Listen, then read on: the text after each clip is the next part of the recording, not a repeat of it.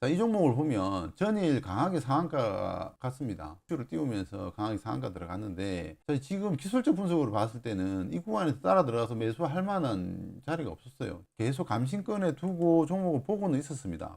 좀처럼 매수 타점을 잡기가 쉽지가 않았어요. 근데 전일 이제 상한가에 들어가는 흐름이 나와서 일봉상에서는 타점을 잡기는 좀 쉽지가 않은 것 같아요. 물론 매수를 해가지고 이 구간에서 매수를 해서 수익을 내신 분도 물론 계시겠지만은 제가 보는 관점에서는 전일 이제 분차대의 흐름에서 매수를 좀 해볼 수 있지 않나 이렇게 생각을 해보거든요. 대부분 이런 구간에서 이제 상승이 나와가지고 치고 올라왔을 때는 급등이 나올 때 이런 구간에서 따라갈 수가 있겠죠.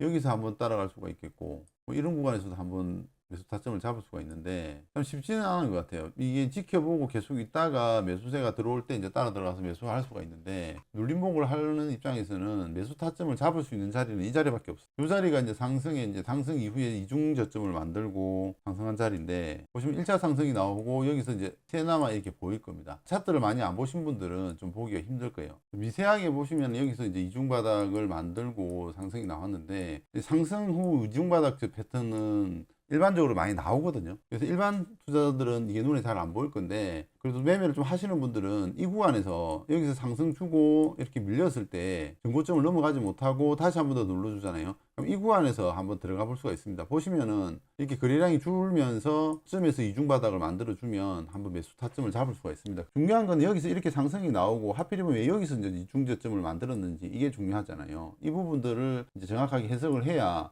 이런 이중저점을 잡고 여기서 한번 매수를 한번 해볼 수가 있는 거거든요. 일봉상에서 보면 저항이 돼가 있기 때문에 이 가격대란 말이에요. 물론 전일 이제 강하게 상승이 나왔고 완타치로 상한가를 갈 수도 있겠지만 대부분 급등주들이 당일 이슈 띄워서 급등하는 종목들은 대부분 상승 후에 이렇게 눌림을 줍니다. 분차대에서 눌림이거든요. 이게 이제 우리 주도주 눌림이라고 그러는데 이 눌림을 주고 다시 상한가를 가든지 아니면 반등 주고 다시 밀리든지 이런 흐름이 나옵니다. 그래서 쉬어가는 구간이 나옵니다. 특히 대형주 같은 경우는 가벼운 종목도 있잖아요. 시가총액이 작은 종목들은 그냥 완타치로 상한가 가버리는 경우도 있어요.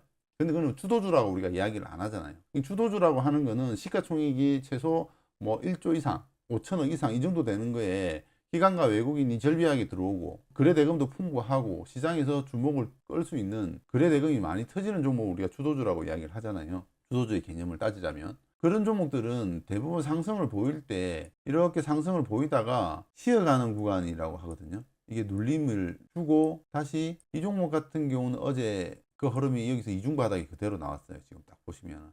지금 3분봉 차트를 보니까 잘 안 보일 수도 있는데 그런데 좀 아쉬운 부분이 분차트 상에서 저점을 살짝 깼죠. 근데 이때 물량이 좀 많이 쏟아졌어요. 전 저점을 깨지 않으면은 이중저점의 기본 패턴이 상승하고 전 저점을 이탈하지 않는 거거든요. 이 저점을 살려놓는 게 이중바닥인데 여기에서 물량을 떨어뜨려 가지고 한번 탁 깨고 꼬리가 달렸잖아요. 이런 부분들은 물량을 좀 틀기 위해서 그런 부분도 한 번씩 나와요. 이중저점, 전저점을 이탈하면 안 된다는 걸 다 알고 있기 때문에 전저점을 이탈하면 손절 나오는 경우가 많거든요. 그런 것들을 보고 한번 물량을 확 던졌을 수도 있습니다. 트릭들이 좀 나오거든요. 경험이 많은 분들은 좀 감안을 하고 보시면은 별 문제가 없다라고 보여지고요. 특징적인 게 이런 이중저점을 만들었다. 상승을 보이고 이중저점을 만들고 여기서 상한가에 진입한 흐름 좀 특징적이었다라고 볼 수가 있습니다. 근데 이 구간이 벌써 16%, 17% 구간이기 때문에 일반인들은 매매하기가 어렵죠. 정확한 분석을 해왔다고 한다면 매수가 가능할 수도 있지만 그러지 않는다면 이걸 매수하기는 쉽지가 않은 자리예요. 시가 대비 한 10% 이상 상승한 종목에서 매수 타점이 좀 나오고 7, 8%에서 상승한다고 따라가면 여지없이 꼬리 달려버립니다. 그 정도로 개별주들은 좀 매매하기가 어려운 게 사실입니다. 그래서 그런 관점을 한번 보실 수가 있다라고 보여주고 일봉에서는 매수 타점을 잡기는 좀 쉽지는 않은 것 같아요. 이 구간이 다 저항이잖아요. 저항 영역에서 완타치로 끌어올린다는 것은 굉장히 강하게 올라온 거거든요. 대부분 이 정도에서 꼬리가 달린단 말이에요. 14만원 정도. 14만원 에서 저항에 맞고 다시 밀렸다가 또 양봉 만들고 다시 밀렸다가 이런 식으로 이제 계속 상승하면서 보이는데 전일은 이제 워낙 좋은 뉴스가 나오다 보니까 한 방에 다 끌어올리면서 이 구간에서 또 매수를 한 것 같아요. 삼성전자 이야기 나오면 이렇게 강하게 뿜어줍니다.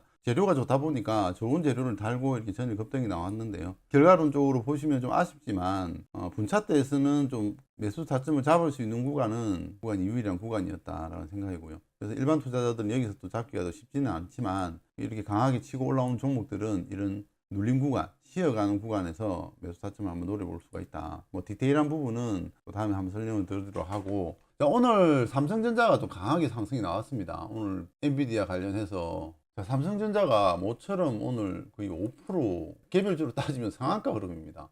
상한가 흐름이 나올 정도로 지금 요 보여지는 이 기간 동안 1년간의 기간에 가장 큰 장대 양봉이 나왔습니다. 거의 뭐 개별주처럼 저항권까지 올라오고 상승 마감했는데, 외국인 구자에서 뭐 790만 주, 기간에서 200만 주가 들어왔습니다.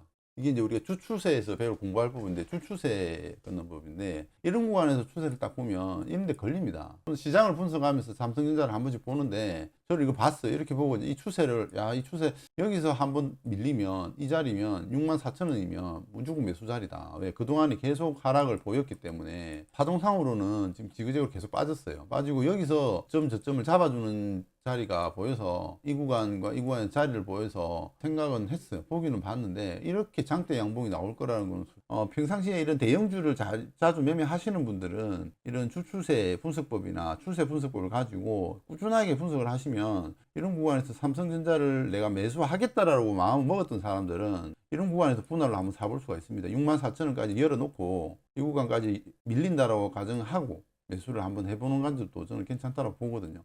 근데 이미 이제 상승이 나왔기 때문에 뭐 이런 말들이 다 의미가 없고, 상승이 나오기 전에 이런 이야기를 해야 되는 부분들인데, 이런 분석들도 있다. 대형주들은 오히려 파동 이론이 잘 맞아 들어갑니다.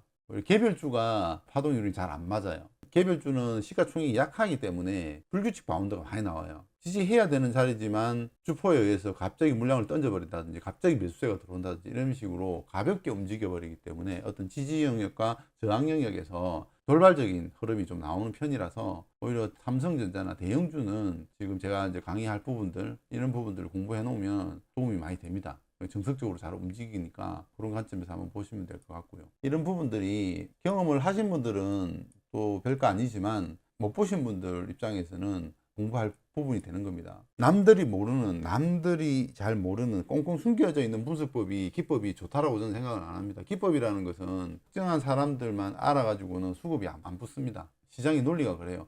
많은 사람들이 매수세가 들어와 줘야 되기 때문에 너무 많이 알려진 것도 의미가 없지만, 주식시장에서 어떤 기법이라는 거 하는 것은 특별한 게 있다고 저는 생각하지 않습니다. 이런 부분들을 공부를 좀 하시고 주식을 보시면은 훨씬 눈에 잘 보인다라는 부분 다시 한번 말씀을 드리고, 강의가 며칠 안 남았습니다. 내일 모레 강의를 시작하니까 아직도 고민하시는 분들은 다시 한번 더 고민하시고, 월요일부터 강의 들어가니까 관심 있는 분들은 한 번 더 문의하시기 바랍니다. 뭐 내용은 여기까지 하도록 하겠습니다. 자, 이렇게 추세선까지 한번 보여드리고요. 자, 오늘은 여기까지 하도록 하겠습니다.